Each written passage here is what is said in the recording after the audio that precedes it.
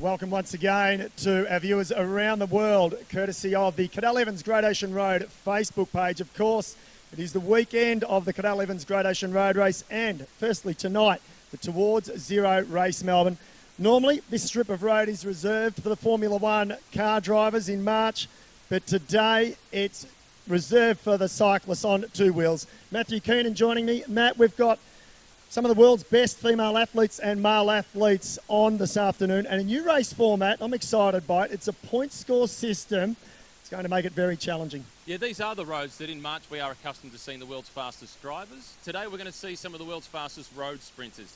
In the women's race, Chloe Hosking, who won the Cadel Evans Great Ocean Road Race last year. She's also the Commonwealth Games gold medalist in the road race. She'll be a big favourite. In the men's race later on, Caleb Ewan, the pocket rocket, who unfortunately got relegated on the second last stage of the Tour Down Under just recently. He'll be out to try and win. The format that you speak of, if you're familiar with track racing, it's a points race effectively on the track.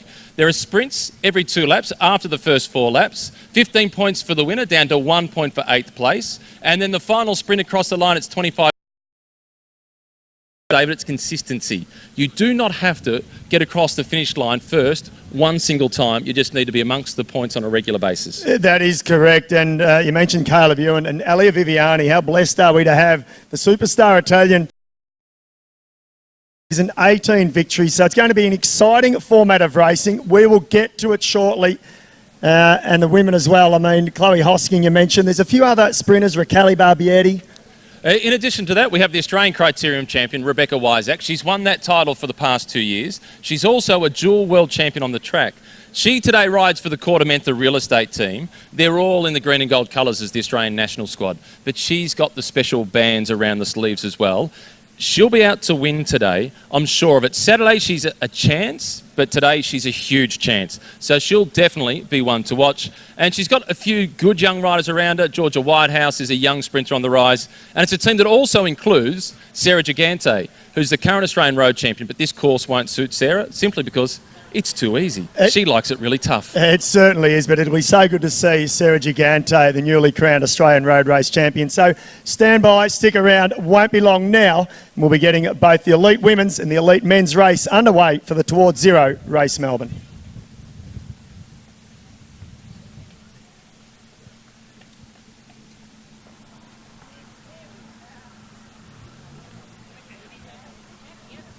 Oh, yeah.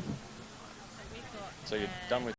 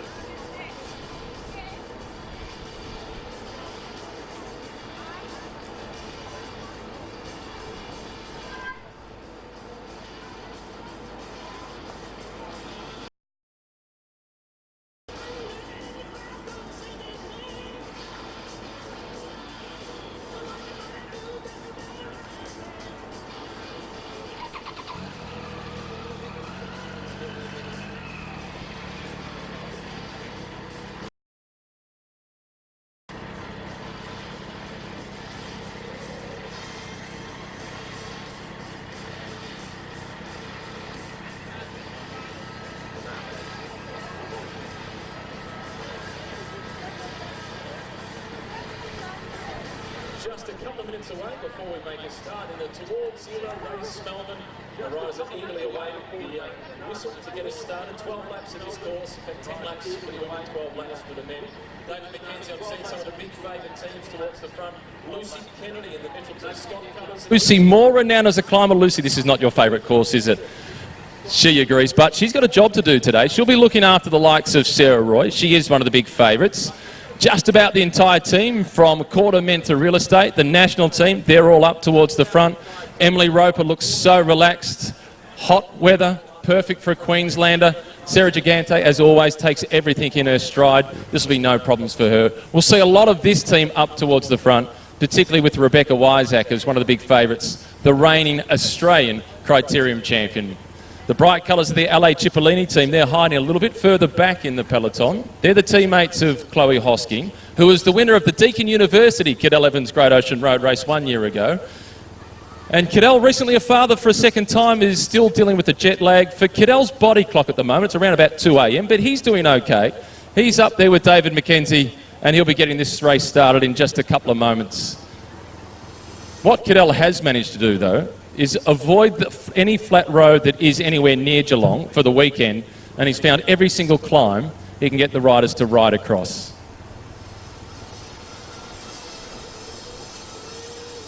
The Mitchelton Scott team, they've had an outstanding summer campaign thus far. Amanda Spratt winning the Women's Tour Down Under once again. Grace Brown with a stage victory there.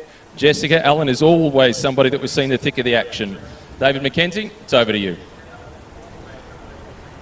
Okay, well, ladies and gentlemen, big round of applause. Cadel Evans joining me on stage, ready to get this race underway. I think we're just about set. If we can call the peloton forward now. So we are under a minute, less than a minute. So this is the third event of the Towards Zero Race Melbourne.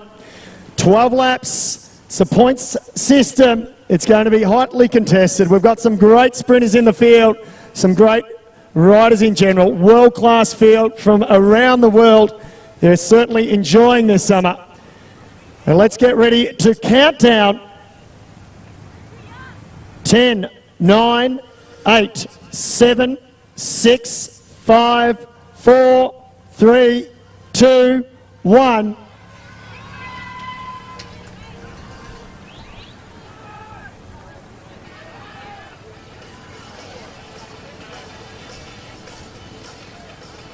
So we're underway, ladies. There is one neutralised lap. So we've had a flat tyre on the start line, where there's one neutralised lap. So that rider there, number 143, Anna Booth, she'll look for a team car to get a spare wheel. She should be able to rejoin quickly because the first lap is under race control.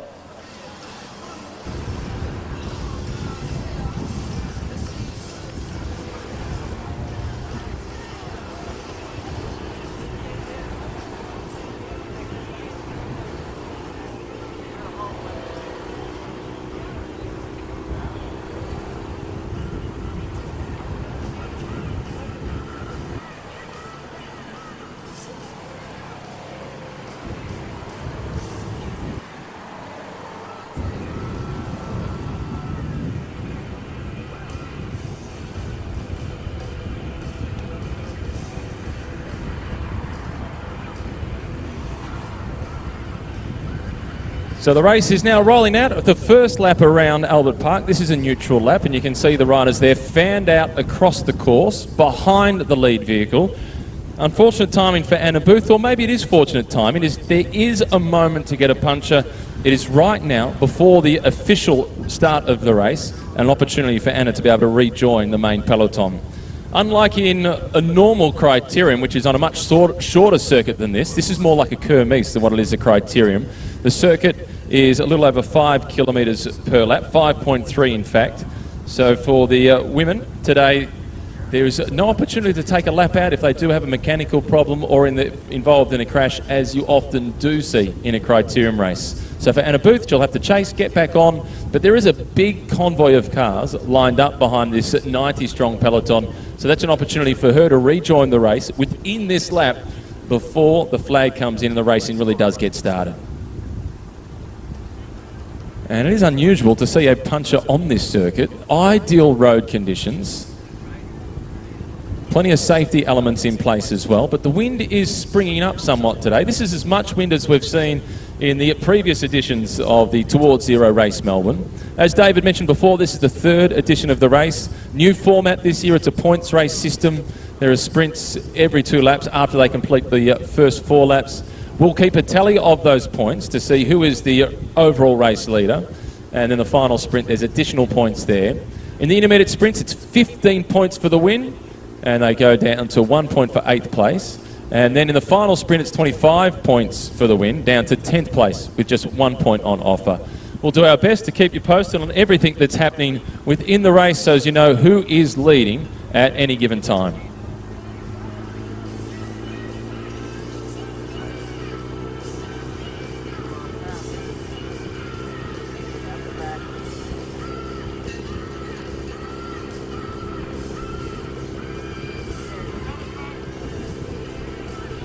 We're joined in commentary by Australia's only winner of the Tour de France, the man that the race on the weekend is named after, Cadel Evans. This is part of the Cadel Evans weekend, and you've turned it into a long weekend, which appeals to every working Australian. Well, a long weekend appeals to everyone around the world. I think that works, but most of all, it's a great warm-up for the riders. It's a great little training run. A lot of the riders have come from Tour Down Under. They want something to do, a little hit out before they go for the World Tour points, particularly for the men, the World Tour points on Sunday. And this is a great way also for people to come down after work and join us here and watch some good racing in the warm-up for the weekend. And it is hot. It's already into the mid to the high 30s, but thank heavens it's not tomorrow where the forecast is 43 degrees. Yeah, if we're going to have a hot day on one race day, I'd much rather have it today. And the breeze has come here, which probably will affect the racing, I think. But I think we're all happy, all of us here standing here are happy to have this little bit of breeze.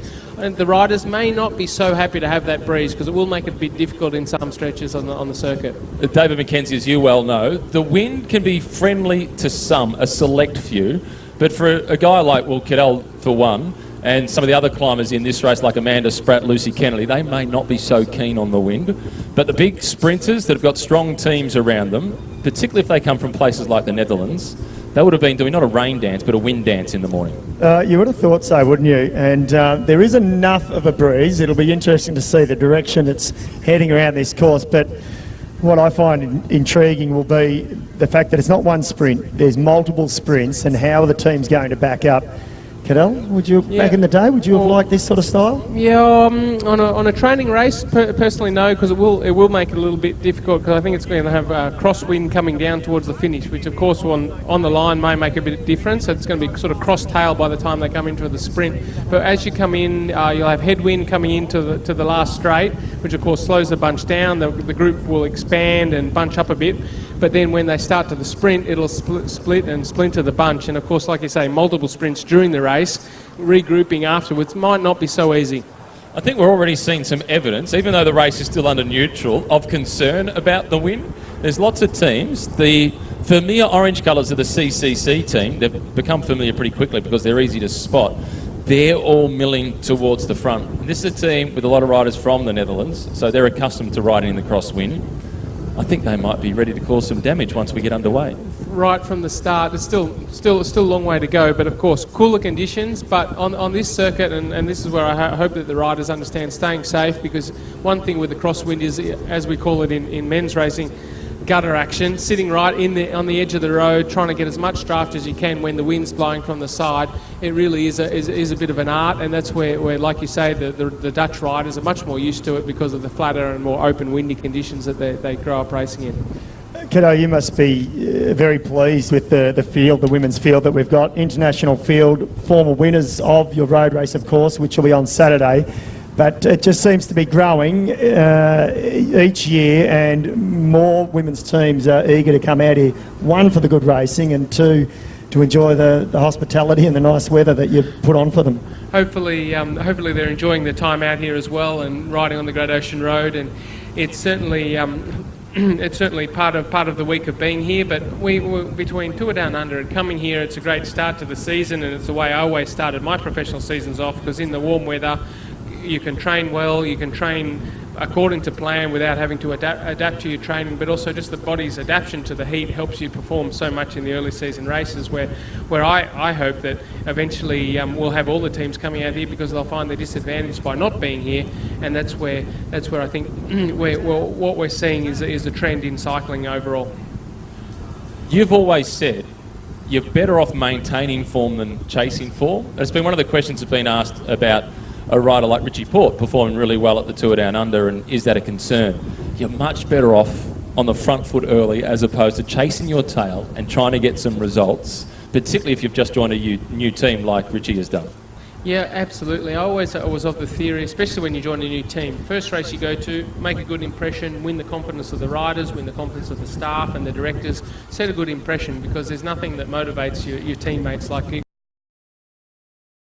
While he's not too far ahead, it's good that he could get a win early in. It's the first win for the team for the year, and it's really getting the wins on the board. They've got wins on the board now and put them in the rankings. But most of all for Richie, a little monkey off his back, but confidence in the pocket, and also being ahead.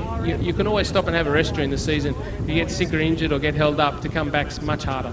And you can see that in the evidence of the honour roll, the women's race. The first winner of the Deakin University Cadel Evans Great Ocean Road Race, Rachel Nayland, set up the rest of her season. And in fact, it enabled her to get a contract that year. You then have Amanda Spratt and Annemiek van Vleuten, who have been amongst the top couple of riders in the world. And each time they've won the race on the weekend, they've gone on to have a brilliant season. In 2018, it was Chloe Hosking who got the victory. Set up her year to then in April go to the Commonwealth Games and win the gold medal in the road race. So getting things off to a good start. It's good both physically and psychologically. And today I'm sure we're going to see some of the sprinters but everybody knows that they've got good legs, and if you do want to win on Saturday, you have to get rid of being on the horse. Yeah, absolutely. And I mean, Chloe Hosking, she's proved her versatility. So we see the peloton now coming down into the finishing straight. This is the end of lap 1, but it's also a neutralised lap. As you can see, race director Scott Sunderland leading them through there, and Anna Booth, who had that flat tyre right on the start line. Hopefully she has had a chance to rejoin. I'm sure she would have by now. Cadel, what did you make of, well, I know what you would have made of, but Amanda Spratt's season 2018, and talking about starting the year off with a bang and with good form. I mean, there's not too many other people, I think, in Australian cycling other than yourself that had years like the one she had. Oh, thank you. It's like we speak about starting off well, building a solid base, and and just getting the results off. And sometimes what happens often happens in a team is once the momentum starts, you set the standards early, and then all your other teammates, whether they're racing here in Australia or they're back at home in Europe at a training camp, looking at the results of their teammates, when they see their teammates winning, it gives them confidence in what they're doing. But it also gives them something to aspire to for when they go to their first race to equal or better the performances of their teammates, and that really sets the momentum going. What I think has done so well is getting started solidly, but you also have to be careful. You have to balance things, get started solidly, get some results on, but knowing, and you learn this with experience, your body's capability of how much you can put your foot on the gas, keep your foot on the gas, training hard, racing hard. And I always called it, and when I explained to young riders, it's like a credit card. You can keep making purchases, but at a certain point you've got to make a payment. That means recovery, stepping off, and then of course if you know what your credit limit is, with experience you learn, and that's how you balance your season of training and racing during the season. I had a really interesting conversation the Tour Day with the winner of the white jersey, the best young rider, Chris Hamilton, who rides for the Sunweb team. And he's now got a new coach, and he said the thing that he found the most challenging in the off-season was was not riding the bike. And the coach said, no, have one more week. I do not want you out on the bike. You can have a little bit of a play on the mountain bike, but not too much. He's actually a former Australian under-23 mountain bike champion. And he just wanted to ride his bike. He wanted to get going. He was worried he'd be behind the 8 ball, but the coach was adamant. You've just finished your first big full pro season. You've ridden a Grand Tour for the first time. You need to rest. Sometimes rest is the hardest part of the training regime. Oh, that's a very motivated young rider there, and certainly later on after another week or another month of the off-season, because it seems to pass so quickly. But when you're eager and motivated, and especially coming into another year, he wants to do the best, and as he clearly performed, I think, above expectations, I'd say, in the Tour Down Under. But it's important to balance that rest, because once you start the real thorough rest, you can't recover that until the next season. And you often see a lot of riders who do have come out swinging at the start of the year, and then by April you don't hear anything more. And as when you're a professional, you might have to perform in July at the Tour, or even September, October at the World Championships and Tour of Lombardia. And not many people are thinking about Tour of Lombardia right now. Certainly the race not. of the falling leaves, vastly different weather conditions generally to what we're experiencing now in Melbourne. Towards Zero Race Melbourne, this is the first of the laps of the 12 laps where there's no more neutral, and we can see already a bit of tempo starting to pick up, David. Well, peloton's all together, and I think they'll certainly we'll see this first sprint. You would imagine it'll be a mass sprint, and then we might see some counter-attacks after that first sprint. So you'll see the opportunist riders as well come to the fore, I think, after this first sprint. The non-sprinters teams looking to try and force a breakaway and just create something here. The pace is on at the moment with riders consistently just trying to move forward. They'll all be under the instructions of staying at the front. And Cadell, it's an old cliche. If you're not moving forward, you're going backwards. Never a truer word spoken than on a flat, windy day. And that's what I'm interested to see when the speed does increase. Now everyone's well together. You can see they're spread across the road, so the speed isn't particularly high. But when the speed does lift, we're looking at the back of the peloton and how that goes and how that performs in the wind. We're coming down here. They've still got a little bit of favourable wind here, but it's the next right turn that they make that I think we'll start to get an indication of how much the wind is going to affect the group. Well, we've got a lovely vista there of Albert Park Lake, of course, and the Formula One track, which is what the riders are riding around. In the backdrop is the city. Plenty of sport going on in and around Melbourne. And as we've said, this kicks off the Gradation Road race. We have the team's presentation tomorrow evening. Matt will be down in Geelong, and then the two big one-day races. And I was chatting to someone this morning about the races, and they said, fantastic, because at the start of the day you can throw a blanket over probably 50 odd riders who can win the race. It's you can get some sprinters that can make it to the finish, you get some climbers that will make it, and you get opportunists that could jump off the front towards the end. So we're in for a great weekend of racing, aren't we? The honour roll of that race tells the story as to how well balanced the course is. The first winner of the women's race, the Deakin University Cadell Evans Gradation Road race, pure climber Rachel Nayland. Last year's winner, Chloe Hosking, a renowned sprinter. And in between, you've had Amanda Spratt, who is Mrs. Versatile, and the world time trial champion, Annemiek van Vleuten. So it's thrown up a different style of winner every single time. And as for who wins on Saturday, I've got no idea, and that is the beauty of it. And that's exactly how you want to be going into the race, Cadell. That's exactly how we want it to be. And really, like I remember when Peter Kenya was away solo 2 years ago in the men's race, it was such a nail-biting finish, and he won with about 2 seconds, and the sprinters coming right down. They even finished on the same time. And the women's race has been exactly the same. A different type of rider winning, despite only small changes to the course. It's really been different, unpredictable, and that's really what we all want from a bike race. Sylvia Vadalsecki there from B Pink on the front there, along with Lucy Kennedy, Mitchelton Scott. So they're starting to mass near the front. I'll tell you what, they're lucky they've got three or four lanes here. Across the whole course. You can see the National Australian team colours of the Quartermentha Real Estate squad. The rider in the white jersey with the green and gold, that's Emily Roper, the Queenslander, who last year she's returned from obscurity somewhat in the sport after a brilliant junior career. Australian road champion under 19s, likewise in the 23s, just went missing for a couple of seasons. She's now back in a big way. I'm expecting a good performance from her on Saturday. She's one of my dark horses, and then I think she'll also perform well in the Lexus of Blackburn Herald Sun Tour. Yes, she was sort of that underlying favourite for the women's road race at the National Championships. She was there till the very end, and she had a great race. She didn't pull it off in the end, but no, her form is certainly on, and all the talk over summer was that Emily Roper was training hard and the form was coming up, and I'm with you. She's another one that could pull something out on those finishing circuits on the road race, as it looks like now the left-hand turn. I thought it was an attack there, but I think it's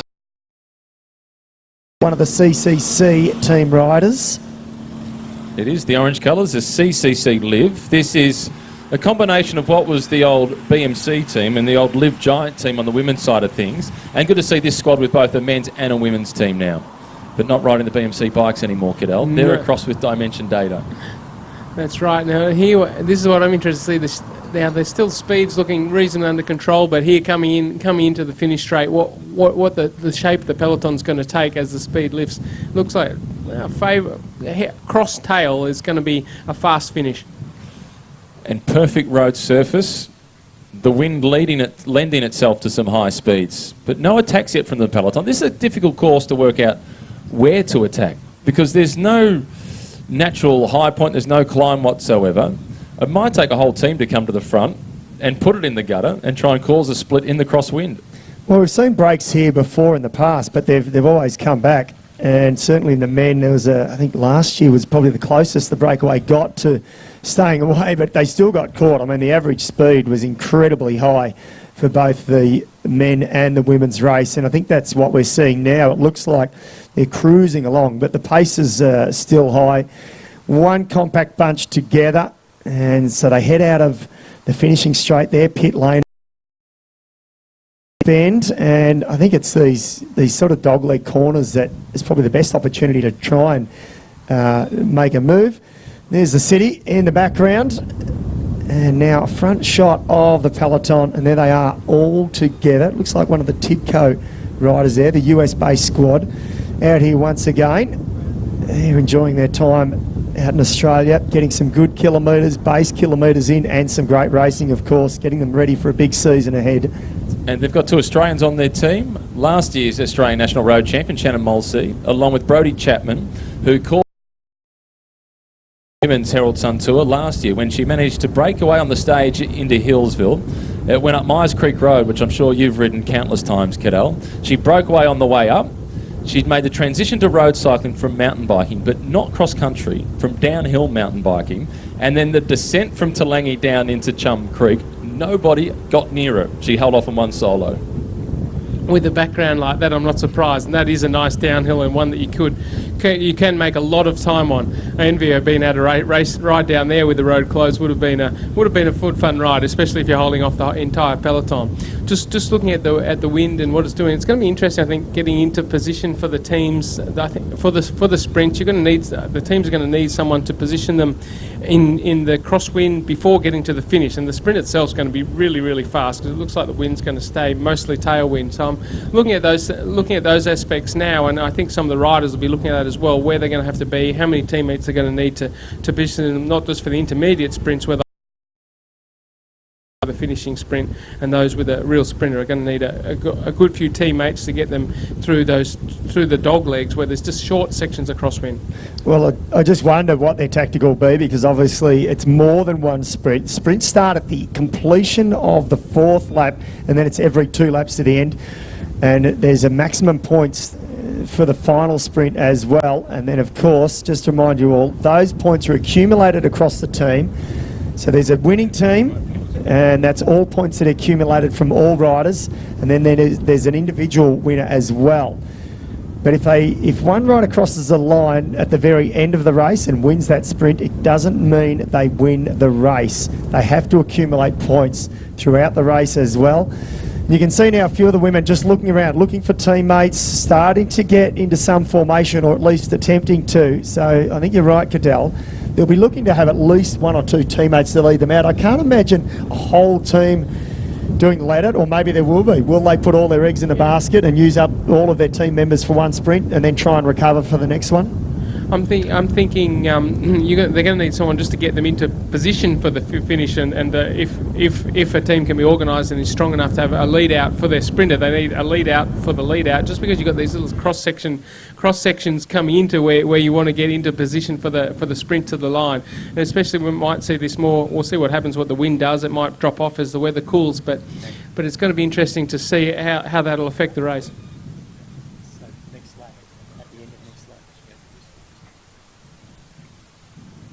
Well, no breakaway as yet, and I think you could be lulled in a false sense of security that they're just cruising along, because you've seen a lot of the teams starting to swirl around the outside. The one team that I've noted not coming to the front so far, and they're impossible to miss, LA Cipollini, the team of Chloe Hosking. Because this road surface is so good, and it's fairly wide the whole way around, they look like they're just waiting patiently. And once that whistle goes for the first of the intermediate sprints, I'm convinced we'll see those bright colours at the front and Chloe Hosking at the tail end of that team. Yeah, you'd think so. And look, there's 90 starters in the race. That's a pretty big field for a women's race. And you can see they're so bunched up. I mean, from the front to the back is not far at all. It's probably only about 10 metres. But I'm with you. It's a little bit like a washing machine. They're fanning around the front. So that pace would be sort of lifting and keeping that tempo high. We'll try and get a bit of an idea of the average speed at some point. So they'll come around. We believe this lap through, they'll get a whistle for a sprint lap at the end of the following lap. And this is when we'll see the race start to take shape with these sprint points. And Chloe Hosking, I spoke to her, I think it was the day before the final stage of the Tour Down Under, and she said, my form's not good and people expect you to go well when you're in your home country in the start of the season. But anyway, I'm thinking of bigger things as the season unfolds, and then bang, she wins the final stage. And Matt, you and I were talking about it earlier, and she just rode really smart. She was patient, and I was with you, by the way. I started to get a little bit nervous because she got a bit swamped and boxed in.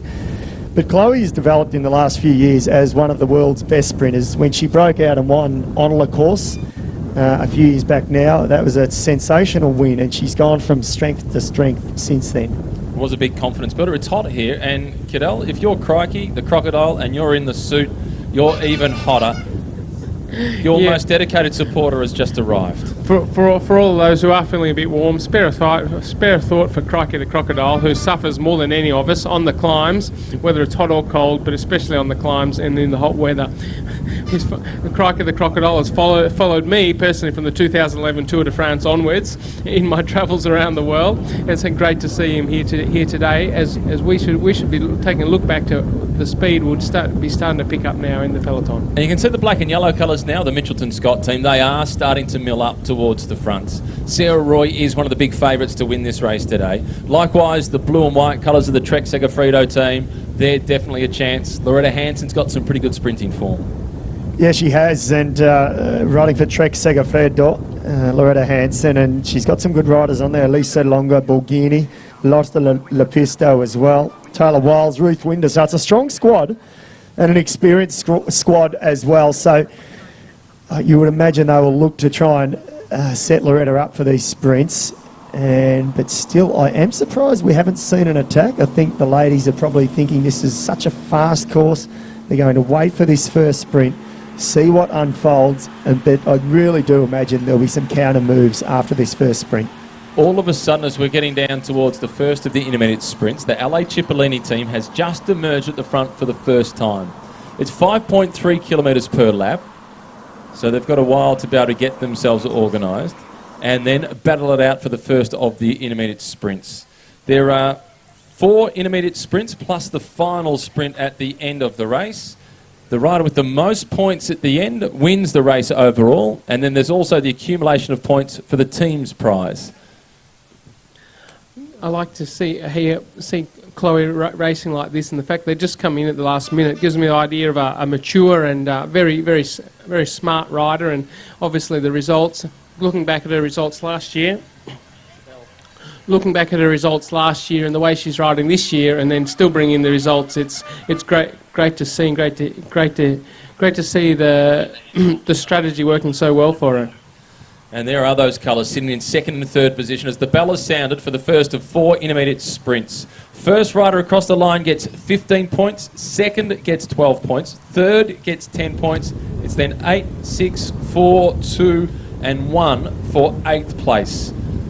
We'll have to get the calculator, the abacus and a clipboard out to be able to keep abreast of everything that's happening, and the leaderboard will keep you up to speed as much as we possibly can. But LA Cipollini showing very early, David, that they are motivated, and they're motivated by the signs of the fact that we didn't see them until now. They haven't wasted any energy. Absolutely. Well, no one's put the gas on, no one's attacked, so they rolled the dice a little bit, but I don't think they had anything to be concerned about. And as we've said, smart riding. Chloe Hosking, she knows how to position herself. Now we see a couple more riders from her team, from Ale Cipollini. So now they take control at the front here. CCC, I think it is, also trying to move towards the front there. A couple of other teams trying to get organised, but it's Ale Cipollini, 4 riders now at the front of the peloton.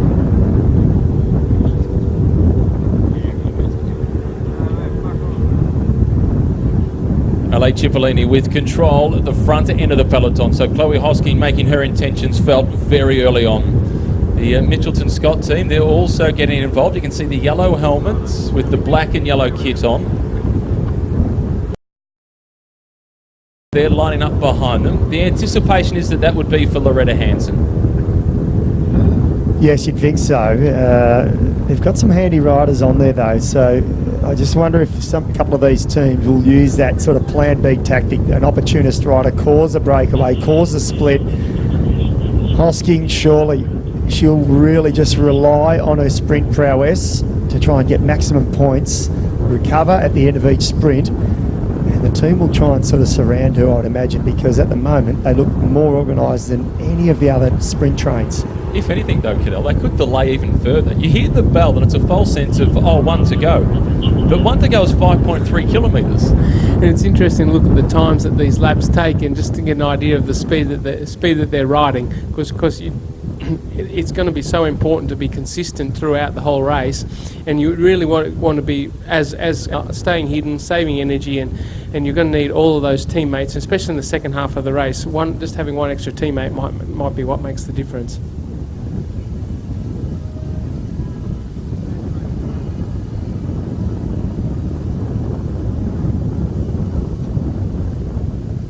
Fluoro colours of the LA Cipollini team all lined up. The Tipco team now also coming forward. That's black colours. The team of Shannon Mulseed and also Brodie Chapman. They're trying to get themselves organised up on the left-hand side of the screen, the right-hand side of the road, so taking the inside running. Just in a minute sprint, David. It's going to be difficult to pick, but it will set the tone. It'll give us a clear idea as to who has big ambitions to win this afternoon. Well, I'm loving the LA Cipollini colours because we know Amanda Spratt, Chloe Hosking is on that squad, so she'll be easy to spot. Mitchelton Scott, generally those colours are easy to pick out, and we will do our best. But certainly, you would imagine Chloe Hosking will try and get up in the mix, but Tipco moving towards the front. So now, and Trek Segafredo now also for Loretta Hanson on the inside there, just hugging the sort of fence line there on the lakeside. So they've got 4 riders in fact now. So they're trying to sort of get Cipollini just drifting back ever so slightly. So it's really bunched up. This is going to be a really difficult opening sprint here, especially with the tailwind, Cadell, because it's a long way from that last corner, but it's going to go very quickly with the tailwind. Yeah, and I think just this section coming in here, you're just getting a little bit exposed to the wind, and then all of a sudden the speed will just pick up really quickly. And maybe if you think you're well positioned in the front, but the peloton's going to stretch out, and really, it's going to be a really fast finish. They've just gone through the 2 kilometre to go marker as they went through that little chicane. The Trek Segafredo team, they're all starting to line up. It's a strong squad with Lotta Lepisto, the Finnish national champion. She's in amongst it. So too is Elisa Longo Borghini, the experienced Italian. Ina Teutenberg, and she knows how to call the shots both on the road when she was racing, and I'm sure she's pretty firm when she's in the team car. I would imagine so, and this would have been right up Teutenberg's alley as well. A course like this, she was very quick in her day, so no, she would have had them sorted out. So I think we're in for a cracking first sprint here, and I just can't wait to see what happens when they cross the line and if you see a team on the attack. So they're really bunching up, spreading out across the road. Now they make the right-hand turn back towards the finish line. So Trek Segafredo on the front.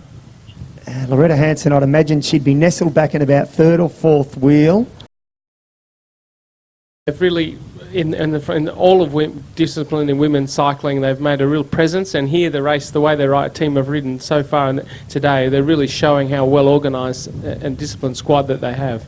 It's impressive. It's a new squad. They've brought together, though, experienced riders, and it looks as if they've been out there for 5 years together with how well coordinated they are.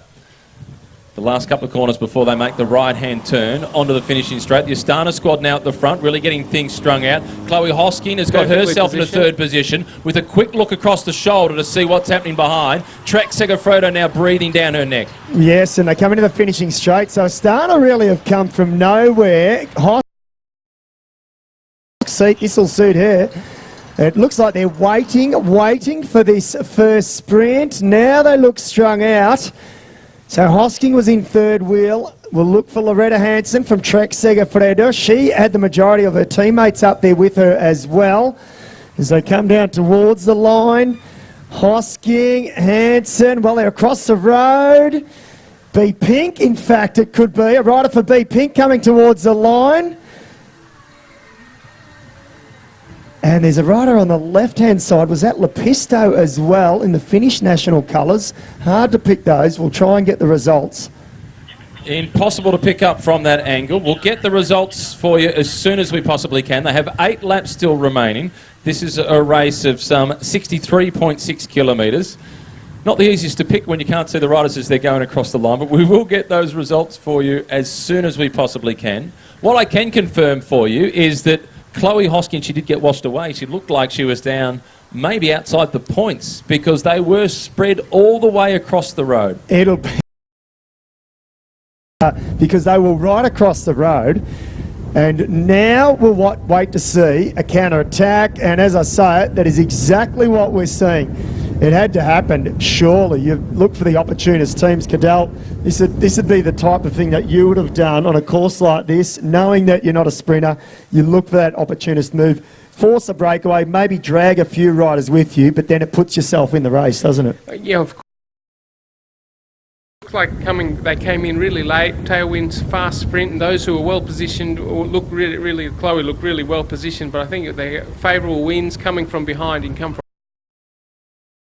riders that make the effort to position their riders, and the sprinters who do the sprint for the points and get the points, they suddenly cross the line. They're pretty fatigued, and it's these non-sprinters who then hit over the top of them, and they're going to need some numbers if they go away to do something, but that's their opportunity to get away. There aren't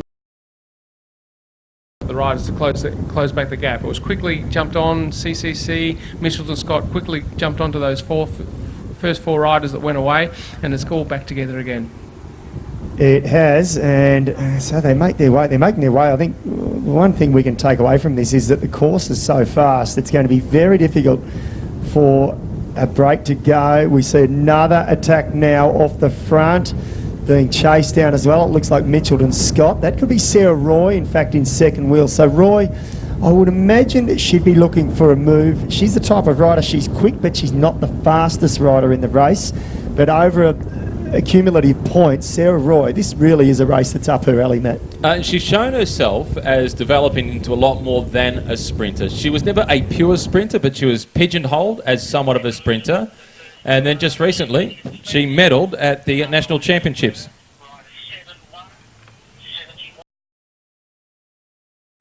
Update on the results now, the official results coming through just now.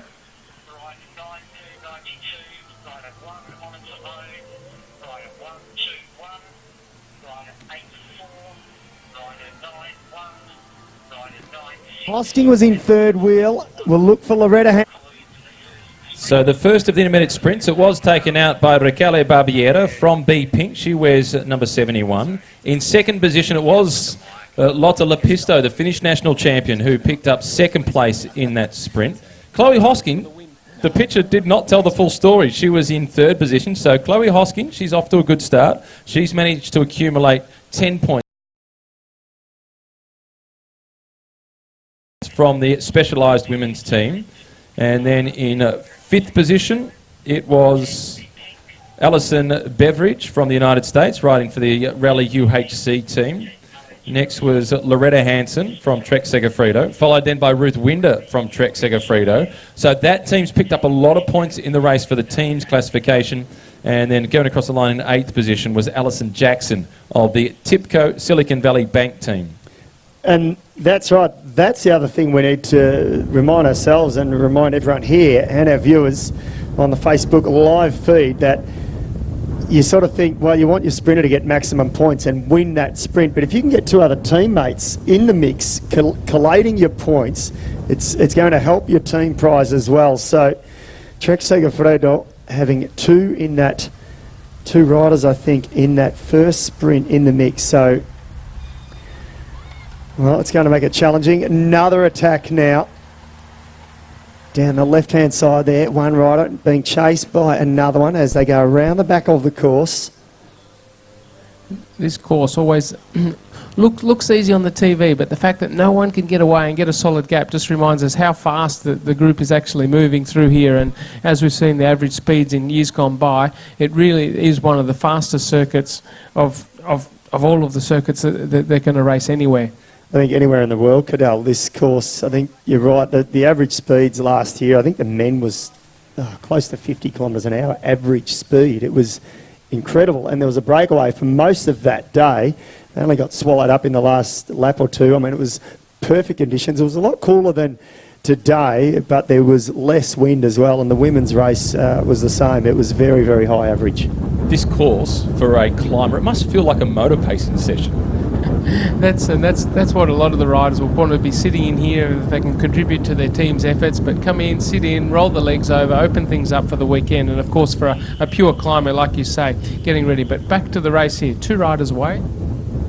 It's the Swafford team in the red colours at the front. B Pink squad sitting there in second position. They've already picked up the first of the intermediate sprints with Raquel Barbiera collecting the first sprint win. 1 kilometre to go before they come through and hear the bell for the next of the intermediate sprints. Well, Barbieri, the Italian for B Pink, she was third in a stage of the Tour Down Under, and she was sort of up there and thereabouts in those sprint stages. So she's got some decent form coming into this, and I would imagine that was quite possibly her first race since the end of the 2018 season. So she would have opened up the legs and lungs last week, and she's got used to the weather, so she would have acclimatised as well. So Barbieri, maybe she's coming into some good form here. She got the better of some of her more fancied rivals for today. There's Amanda Spratt next to her compatriot and teammate Lucy Kennedy. Spratt ranked 3rd in the world in 2018, silver medalist in the Road World Championships. She had a fantastic year all round. Giro d'Italia stage win, stint in the leader's jersey there. The Ardennes Classics, she was top 5 in all 3 of the major Ardennes Classics. Liège-Bastogne-Liège, that was her big goal for the season, for the early part of the season at least. She was second in that, so she just about ticked all of the boxes that she wanted to. And now she goes into the 29 season with already a win under her belt. For the Mitchelton Scott team, that first intermediate sprint, they didn't pick up any points at all. Not sure whether you saw Amanda's performance at the World Championships in Innsbruck as they come through with 7 laps to go, and they hear the bell for the next of the intermediate sprints, with Lucy Kennedy setting the tempo at the front. Amanda, when she was in the breakaway, she had the big pre-race favourite, Anna van der Breggen, come across to it. It was just those two on the climb. And Amanda tells the story. She was saying to herself, sit on, sit on.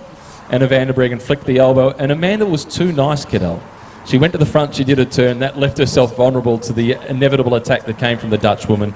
And Amanda defended her spot on the road to not finish second, but to win the silver medal. It was a brilliant ride. And at the World Championships, where it's the race for the win, it's a different dynamic because coming second in any other race, of course, is always fantastic. But at the World Championships, only the winner gets the jersey.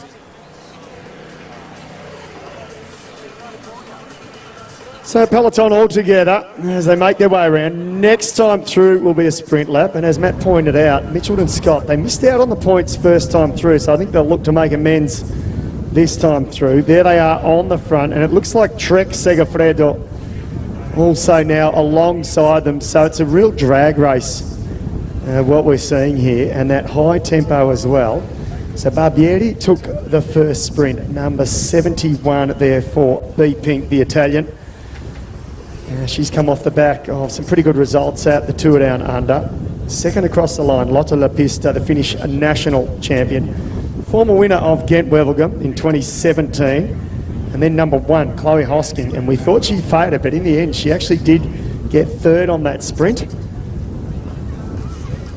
The picture lied. It looked as if she'd been swamped from this angle as they went across the finish line, but she showed her class. 3rd place in the first intermediate sprint for Chloe Hosking. So the race leader at the moment is Raquel Barbiera on 15 points. Second position is the Finnish national champion Lotte La Pista on 12 points. 3rd place is the woman who wears number 1, Chloe Hosking, who's on 10 points.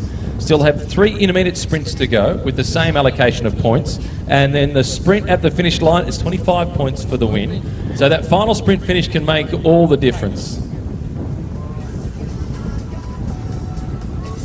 Brilliant facilities here at Albert Park. There's the aquatic centre just after they go through the first couple of corners.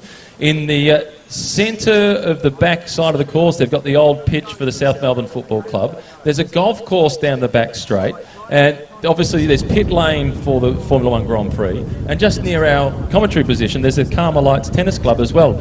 You don't have to go too far from Albert Park to get all your sporting facilities taken care of. It's brilliant, and of course pit lane, it's not just used for the Formula 1, it's used throughout the season for all sorts of sporting tournaments going inside there, netball, I think indoor soccer, even some indoor training sessions on bikes. Now we get a close-up of the women's field. Trek Segafredo, look at the tempo. This is where you get a really good idea, Cadell, of just how quick they're going. It's literally like a lead out to the end of a bike race.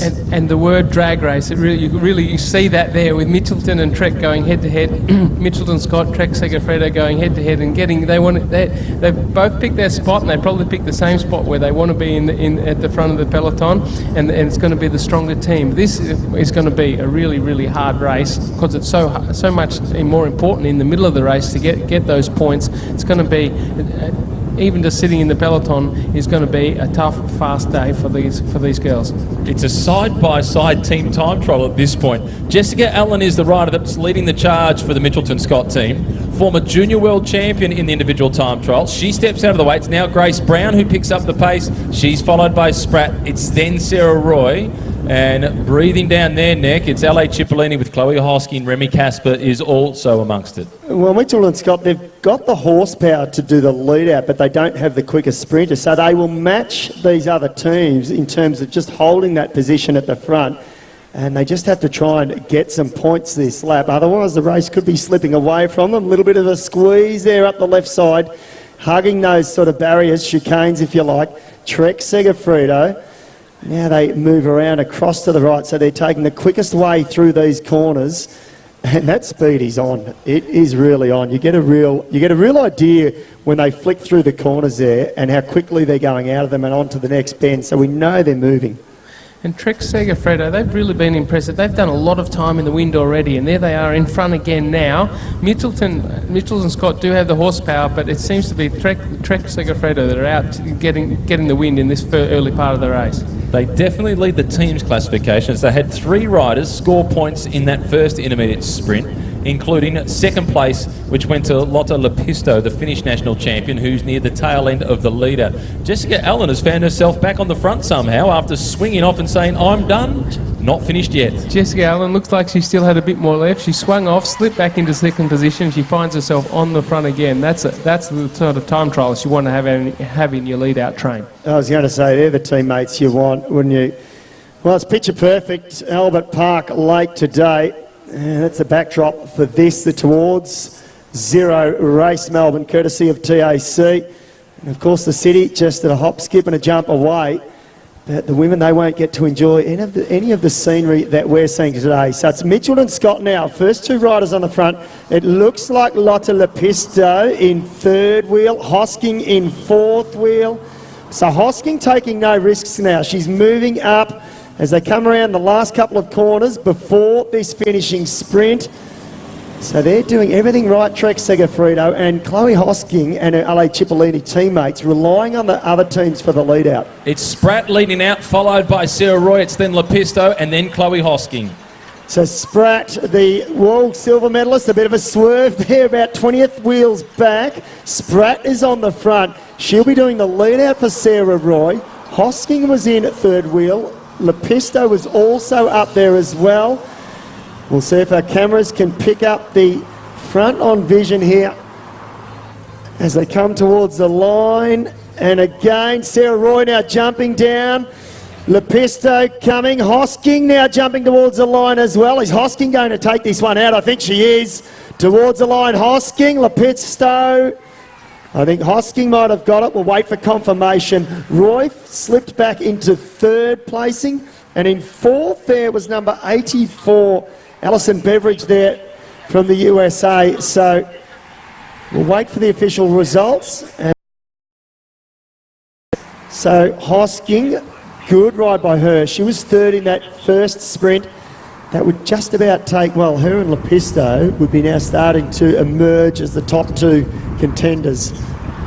Interesting to see for the same sprint how different approach that Chloe took. She stayed on the right in the first sprint and stayed there and looked really well positioned, but then just got swamped over. This time round she came in, stayed on the right, but then cut across and came down on the left hand side of the road to look like we'll wait for the official results. Will look like she got that on the line.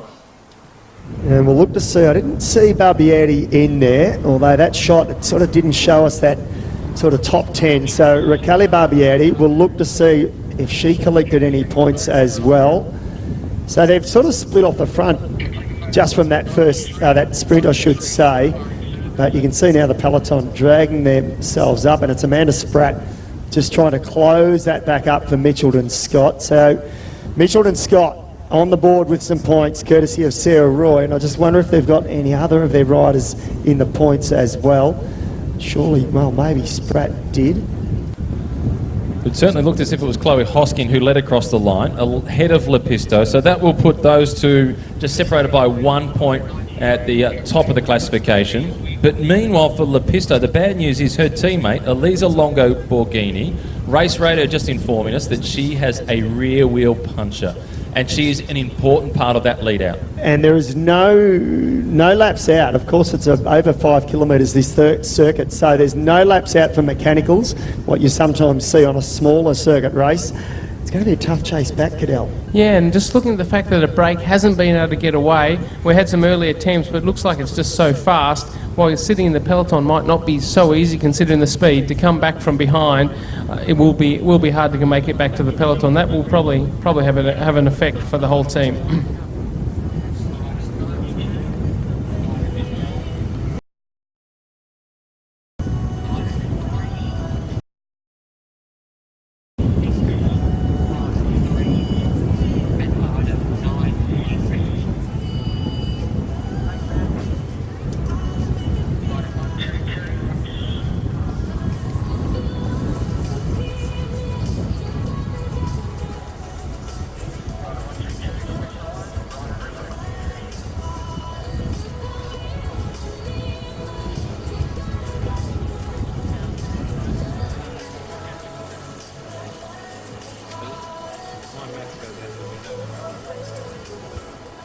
So confirmation of the results from the second sprint. Chloe Hosking took the win, and it was Lotte Lepisto in second position. So what that does to the overall standings is now Chloe Hosking, she moves to 25 points.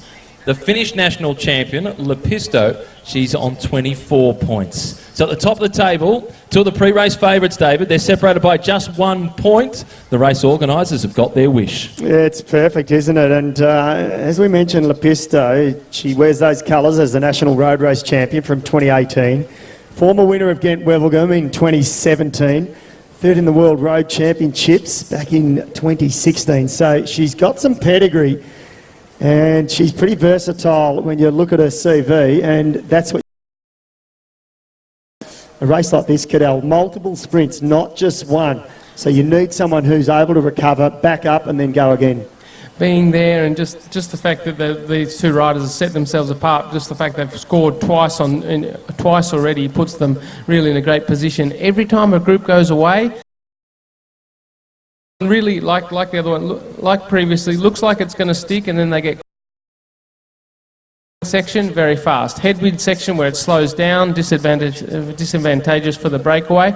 But none of these attacks have been able to get further than just a few metres away from the head of the peloton, and then to be absorbed back into the peloton, and it all comes back together yet again.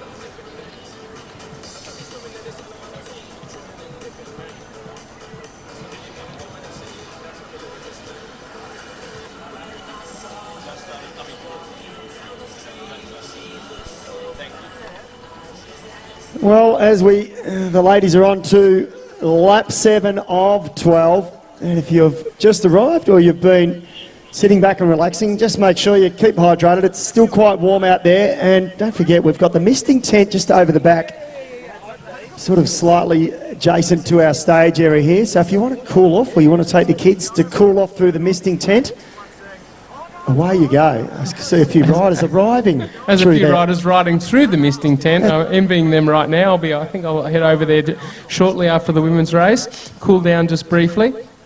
Absolutely. Perfect spot. The gentleman there, he's not walking through it. He's just standing in the middle of it. So an update in the overall standings. 2 intermediate sprints down, 2 more to come, then the final sprint. The race to be declared the overall winner, the sprint competition, it's Chloe Hosking on 25 points. Lotte Lepisto is on 24 points. It's then Raquel Barbriera on 15 points, followed by Alison Beveridge on 14.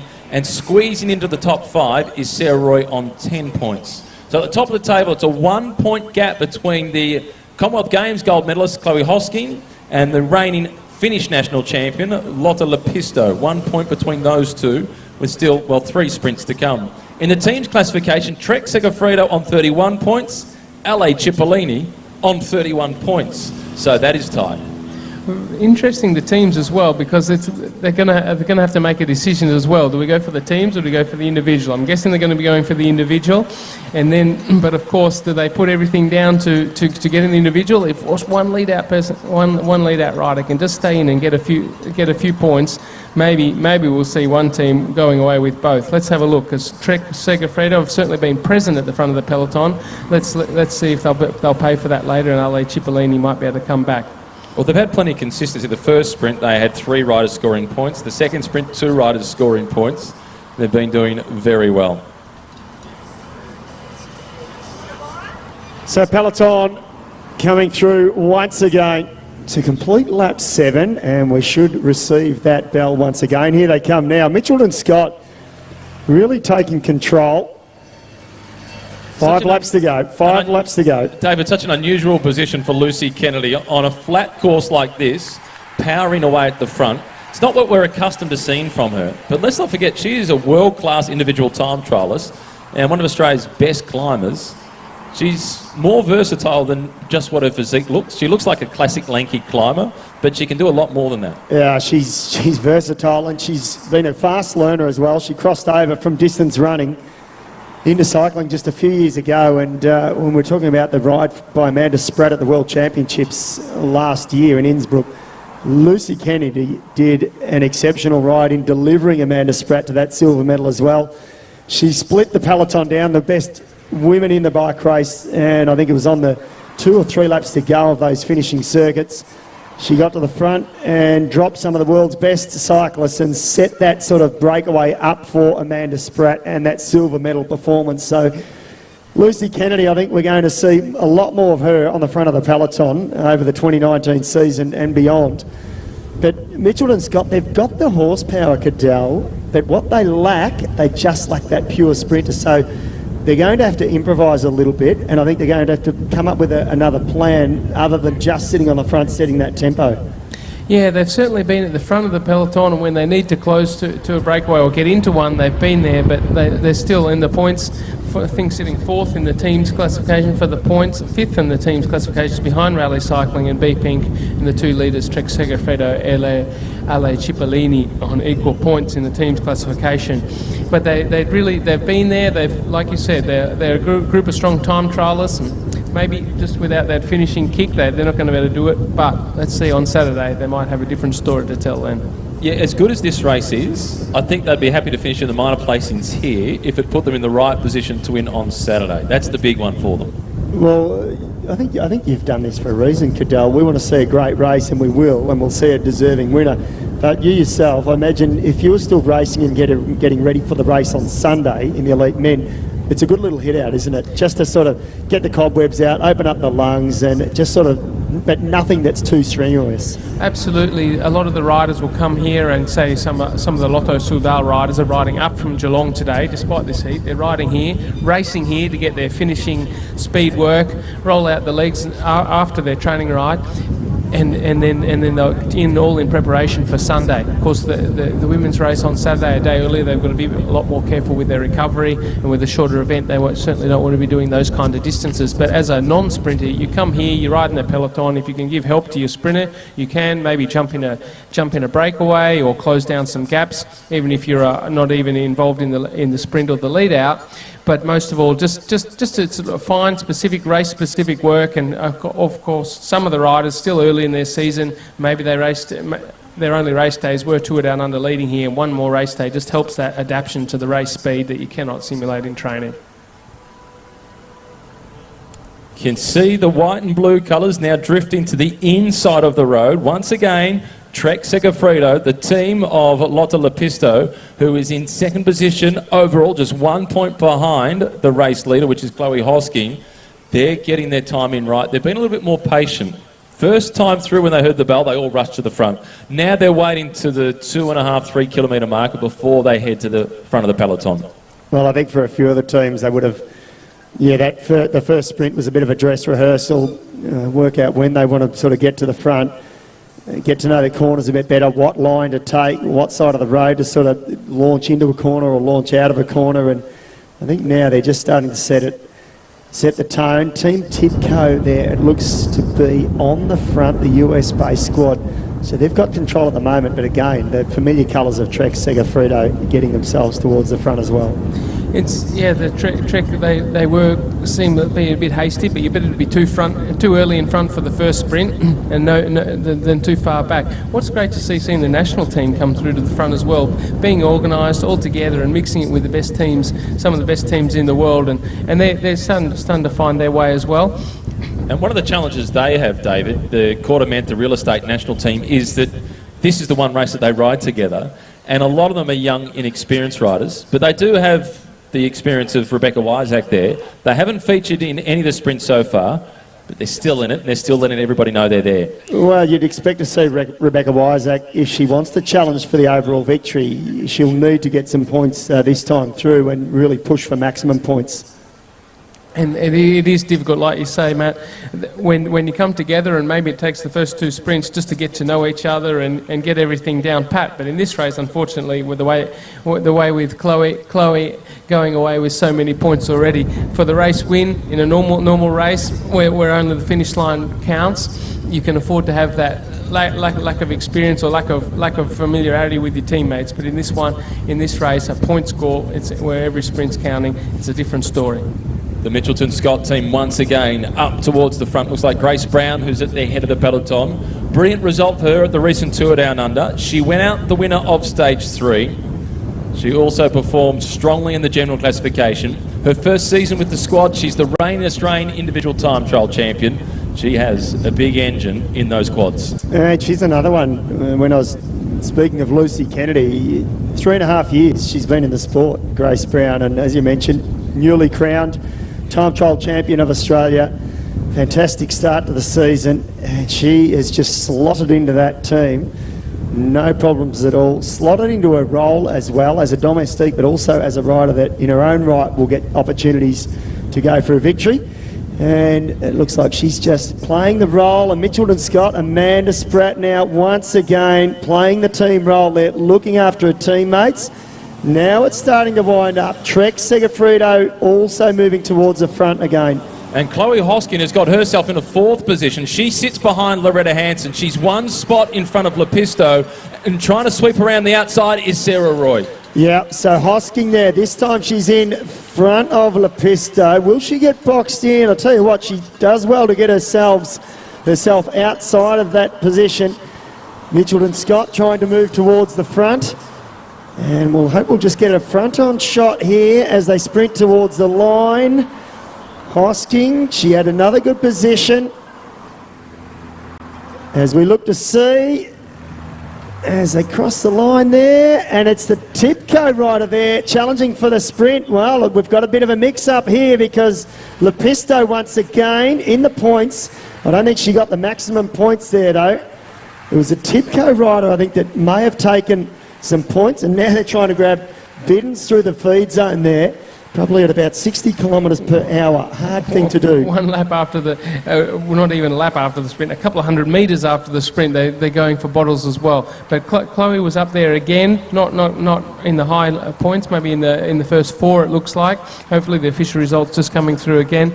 But it seemed like Tibco came through late this time. They're getting organised, getting stronger as the race goes on, and coming around on the outside on the left, and that sort of looked like it closed Chloe in a bit. Well, it looked like Barbieri too might have been up there. So Barbieri, who figured in the first sprint, she may have collected some points. So it's starting to get interesting now, and it's going to get a little bit crowded at the top of the table because the B-pink colours there stand out. Confirmation of the result. It was Alison Jackson from Tibco who won that sprint. She got maximum points. Paula Munoz of the Swappert team finished in second place. It was then Lepisto in third, Ruth Winder in fourth, Chloe Hosking in fifth place.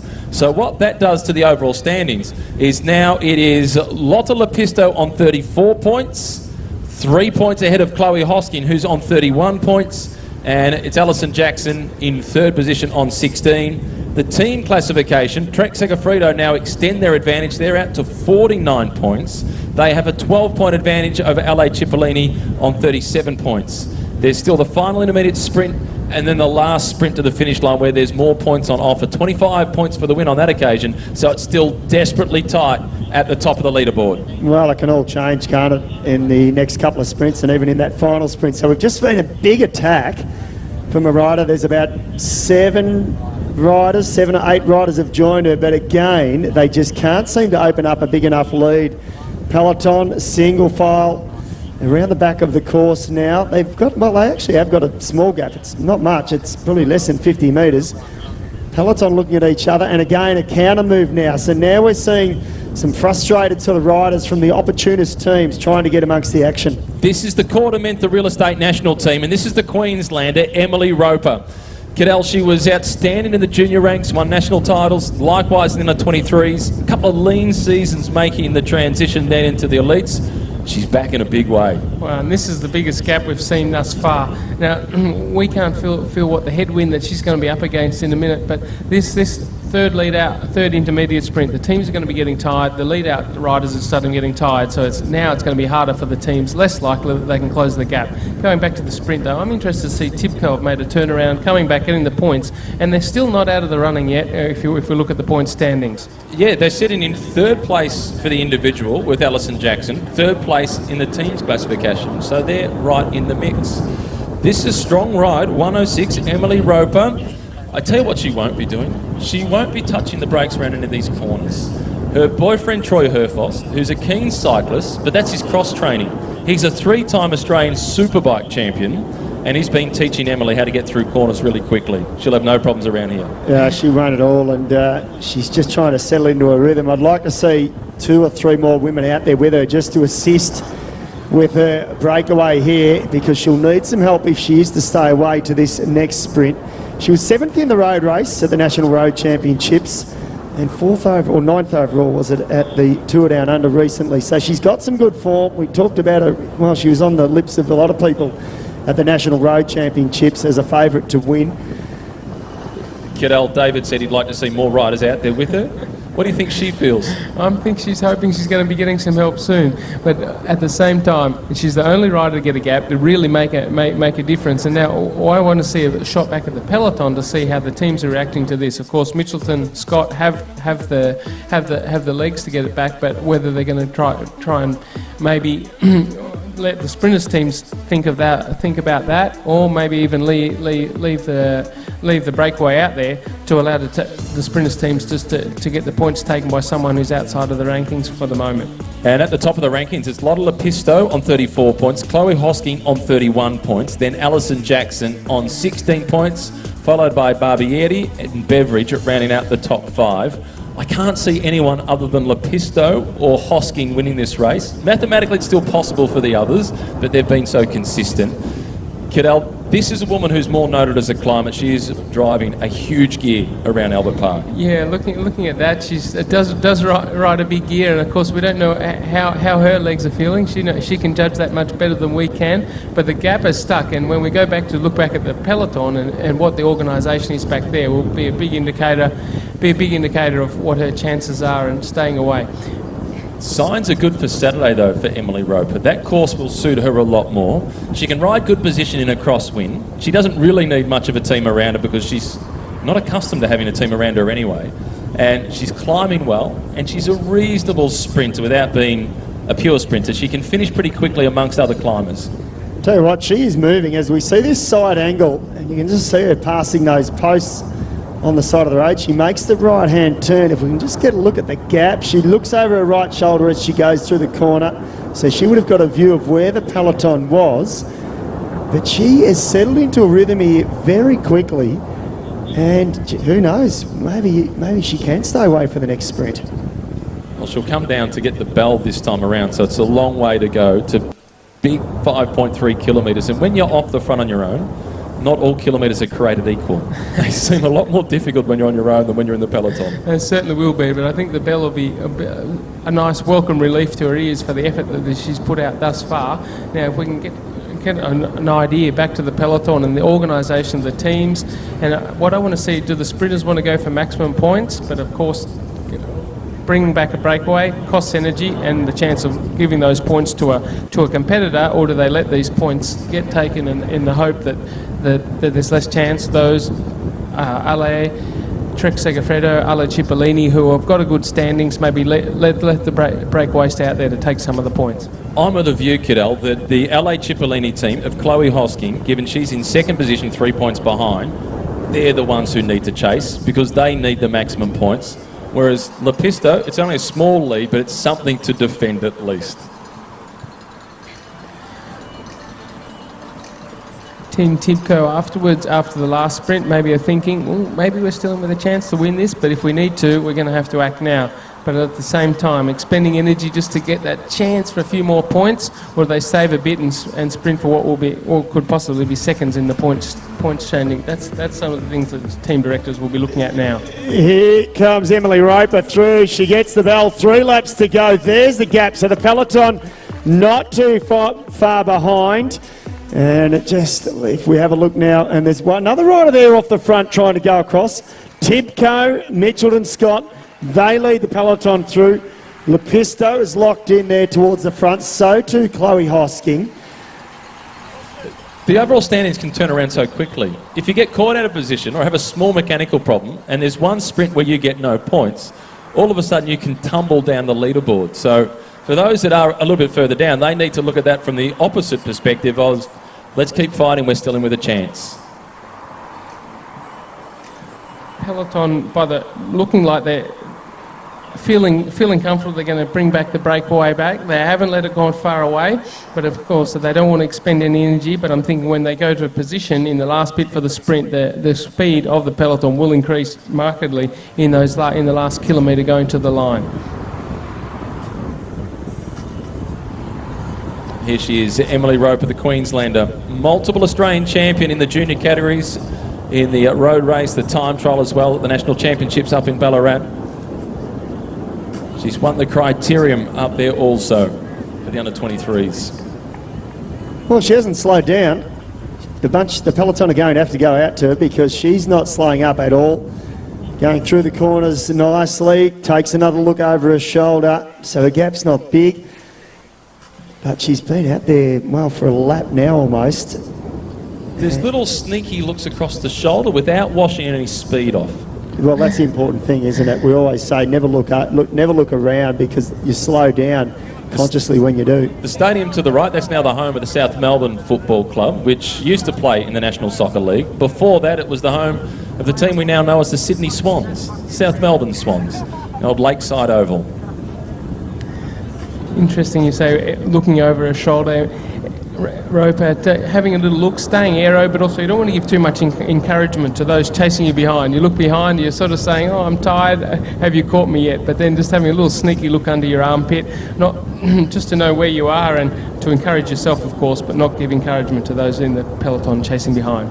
And Albert Park is also the home of Athletics Australia now. They've got their main athletics track down here, having been relocated from what was known as the Olympic Park track, which is now used by the Collingwood Football Club as their training base. Yeah, it's had a full refurbishment, the track here, and really utilised. They have some great meets there.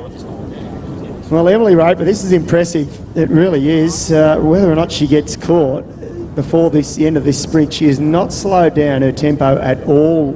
She's been away effectively for a lap now, because this is where she attacked last time through. It was a bit of a counter move after a small group had gone off the front. She's starting to dig the pedals in now, though, down this back straight. This would be the headwind section, I'd imagine. And you can see there a bit of a gear shift, so she's just up the cadence a little bit just to push through this headwind. Hands just down on the drops, so she's trying to sort of keep low profile, aerodynamic as possible, through which is probably the hardest part of the course. Great position she has there, and you can see the speed, and even just look at her hair, just being whisked behind her. It's like a little jet stream almost off the back of her head. But she's got a great position. Her torso almost horizontal parallel to the road, very horizontal, aero. And now she'll be looking. Now I'm going to give everything. I've given this far now, and I want to get these points. Well, she's got a gap. The gap's gone up slightly from what it was when she went through the finish line the lap before. So she's got a chance. She's got a chance of staying away. She certainly deserves to get maximum points. And Matt, you just pointed. The camera just shot down to the gearing system, and she's right down on the lower cogs, meaning she's in one of her biggest gears there, so she has not slowed at all. I'd imagine she's got a 53-tooth chainring on the front. She looked like she was on around about the 14 or the 15 at the back, so she's got to be moving at plus 40 kilometres per hour to justify that gear. At the very least, Cadell, she's making a pretty good advertisement to some of the big teams in the world. Why don't you hire me?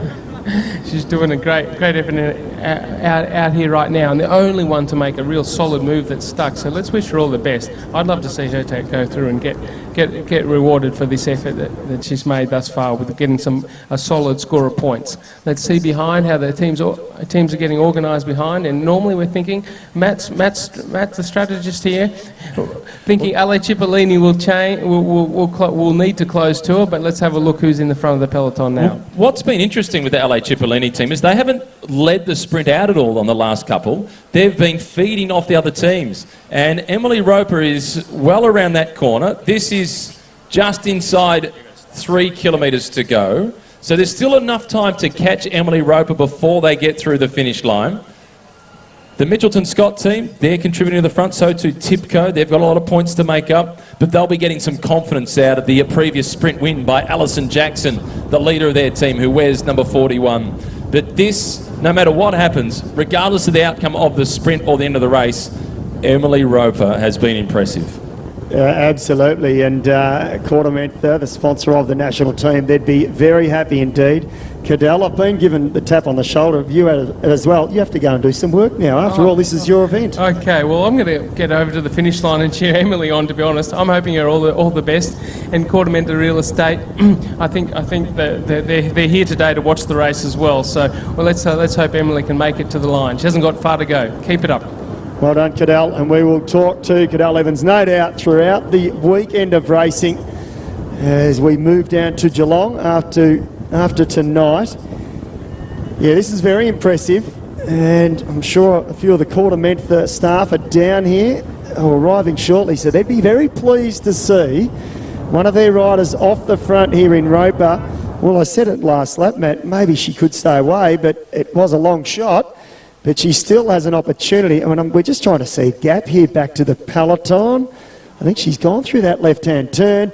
Mitchelton Scott now, once again, Mitchelton Scott, they control it to this point, and then they sort of lose their way. And again, Trek Segafredo, so there she is. Roper, I think she's going to be caught. They've waited and waited. Chloe Hosking, that's a teammate in about third wheel. Longo Borghini sweeps up Emily Roper, so she's been caught just as they hit the straight. as they charge through for the fourth of the intermediate sprints. This is the last intermediate sprint before the big dash to the line, and it is Lepisto and Hosking almost locked together at the top of the table. It certainly is, and we'll look to see where Barbieri is. She's figured in 2 of the sprints as well. And Alison Jackson, of course, who's sitting in 3rd place, coming towards the line now. And is it Lepisto once again? No. And Tibco also there. No sign of Chloe Hosking. Sarah Roy looks like she's amongst the points as well. In fact, Lepisto is just behind her. And another one of the B-Pink riders, and was that Barbieri? It may well have been. We'll wait for confirmation. So right across the road, 3 or 4 women there. So we'll wait to get confirmation of the points. Lotte Lepisto was certainly inside the top 5, so she adds to her overall tally. She currently leads by just 3 points ahead of Chloe Hosking prior to that sprint. And we'll await confirmation and bring you an update on the overall tally as soon as possible. The final sprint, as they come through to the finish line, there's more points up for grabs there, so it can turn around in that last dash to the line. 25 points for the win, 20 for second, 15 for third, down to 1 point for 10th place. The orange colours that we're now seeing come to the front, this is the CCC Live team, and they haven't accumulated many points in this race, but they're wanting to have an impact. Well, they've certainly got organised, and I think this was a pre-planned move because they've got 4 of their riders at least have gone on the attack from the front, and they've opened up a little bit of a split, but it's a big group that's split off the front. So confirmation of the results, it was Sierra from the Astana team who won the sprint ahead of Jackson. It was then Barbieri in 3rd position. Sarah Roy was in 4th place. Alison Beveridge was 5th. It was then Lotte Lepisto in 6th position, followed by Ruth Winder and Romy Caspar. So no points that time through for Chloe Hosking. The overall standings are now this for the top 5. Lotte Lepisto on 38 points. Chloe Hosking on 31 points. Alison Jackson from Tibco Silicon Valley Bank on 28 points. Raquel Barbieri on 25 points, followed by Sarah Roy and Alison Beveridge on 20 points. Mathematically, all those riders can still win the race. It's 25 points to win the final sprint. Well, Barbieri has been chipping away, and what we're seeing now is a big split, but it's a large group that is off the front, and it's been caused by CCC Live. They've opened up about, well, 150, 200 metres, and just looking, they are really driving it on the front there, CCC Live. But there's at least 10, probably a dozen riders that are off the front. There's a couple trying to scramble to get across. And I get the impression that Chloe Hosking is in there as well. It looks like she's tucked back in about 6th position, literally right behind the CCC Live riders. So this is a good move for Hosking. And we'll just see if Lepisto has made it. There's Trek Segafredo. I've got at least got 1 rider there as well. I think I saw her down towards the back of this group. But Chloe Hosking, hats off. She has got bike IQ through the roof. And look at the damage that has been done down towards the rear end of this peloton. In terms of the team's classification, Trek Segafredo, they'll be very, very difficult to beat.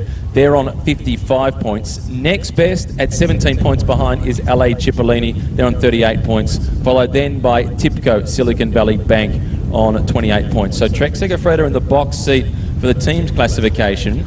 And their team leader, the Finnish national champion Lotte Lepisto, has a 7-point buffer ahead of Chloe Hosking with just the final sprint to come. 25 points to win, 20 for second, 15 for third, then 12, 10, 8, down to 1 point for 10th position.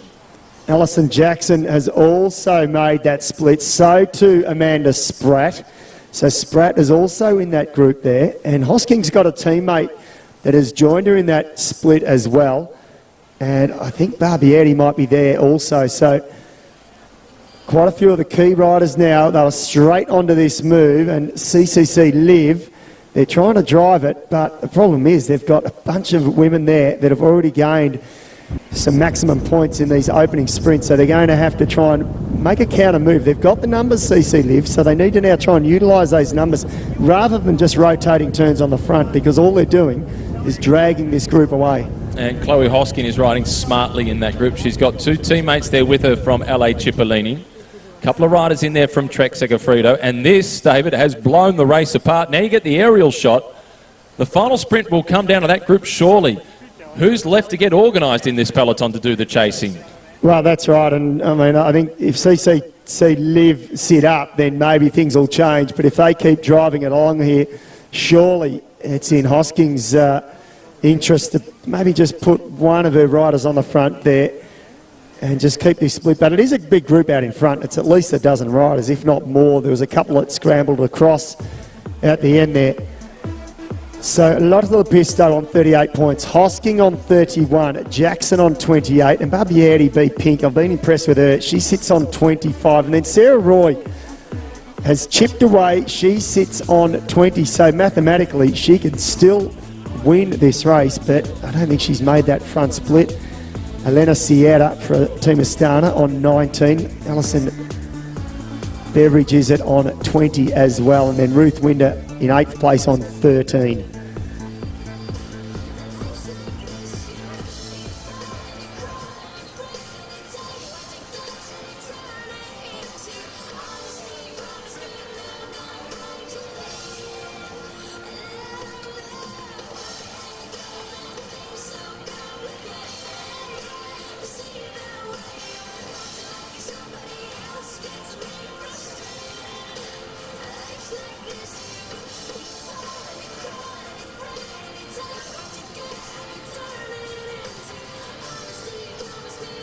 The view back towards St Kilda, none of the riders in the peloton will be able to enjoy that just at the moment. Those further back chasing, it's going to come down to who's missed this split, but CCC, this is an ominous sign for the weekend where the wind usually plays a factor. That's a team that could blow the Deakin University Cadel Evans Great Ocean Road race apart. They have 5 riders in this group. Yeah, Ashley Moolman Passio there, the South African, also there for CCC Live. So it's a good move by her to be in that break. As we mentioned, Amanda Spratt, well, she's in everything, Amanda Spratt. She's not a sprinter by any stretch, but she's so strong. Towards the back there, number 81, Sarah Bergen, also in the move. Also good to see in this group from the Quartermentha Real Estate team, number 105, Ruby Roseman Gannon. Another one of the riders from the Brunswick Cycling Club, just like the Australian Road Champion Sarah Gigante. And she's the current under-23 Australian Criterium Champion. She finished 3rd across the line. In the Elites race, David, they come through to get the bell. 1 to go. So 1 lap to go for that lead group. It's going to be a big ask for the peloton to bring them back. There's a few riders now trying to jump across. The peloton, well, they haven't set up and they haven't given up. And in fact, it's Mitchell and Scott who are now driving the front of the peloton. So imagine Amanda Spratt, she won't be doing any work out in that group. She'll look for a late attack if they're still away, but she won't be doing any work. She will have been told that her teammates are on the front chasing. But the young Brunswick cyclist, Ruby Roseman Gannon, as you mentioned, national under-23 Criterium champion, maybe she can pick up some late points here and push herself up into the top 10 overall. Well, she picks up the 25 points here. This does put her inside the top 10, and that would be an outstanding performance. And this is a team, the Quartermentha Real Estate squad, that is about developing the future stars. And those 2 young riders from Brunswick, Sarah Gigante and Ruby Roseman Gannon, I'm pretty confident to say that we'll be talking about those 2 for a long, long time to come. We certainly will. And the fact that Roseman Gannon has made this front split, it was a pretty big attack off the front by CCC Live. And she was able to jump across for the Quartermentha Australian team. So again, they're showing some colours early, doing the jersey proud. So CCC Live still on the front here, utilising their numbers. I really want to see another tactic by CCC Live. They've got the numbers. I think now this group is established. They need to put the pressure on the rest of this breakaway, Matt. Not just do a lead-out train, especially when you've got Chloe Hosking in there. We believe Lepisto is in that group as well, possibly Barbieri.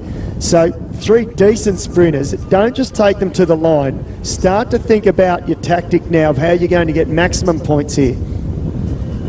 I don't think CCC Live are too concerned about today. I think they've missed out on all the points early. They're looking to send a message for the rest of the weekend to come. The big road race on Saturday, that's the one that they want to win. and they'll enjoy the course. They'll enjoy the windy section along 13th Beach down towards Torquay, the climbs as well as they go up Chalambra. This will be a course that suits that squad, and they've shown plenty this afternoon. Chloe Hosking, though, she's sitting in the box seat smartly on the wheels, not wasting any energy. She's got a few points to make up. She's 7 points behind the race leader, Lotte Lepisto. Yeah, she's going to need a perfect sprint, take the final sprint, maximum points, more sprints on offer, as we say. 25 points for the win this time through. 20, 15, 12, 10, 8, 6, 4, 2 and 1. So top 10, take the points. So Hosking will need a win, and if Lepisto is in there, she'll need to hope that she sort of finishes about 4th or 5th to give her the victory.